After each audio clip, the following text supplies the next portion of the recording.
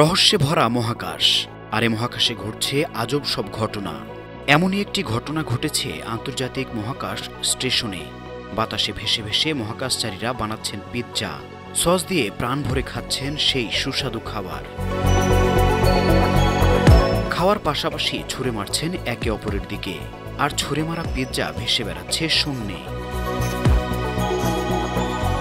অদ্ভুত এই পিৎজা উৎসবের আয়োজন করেছিলেন মহাকাশ station manager Kirk শায়ারম্যান।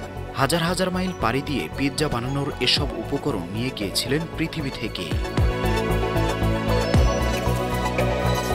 News desk, 52 TV.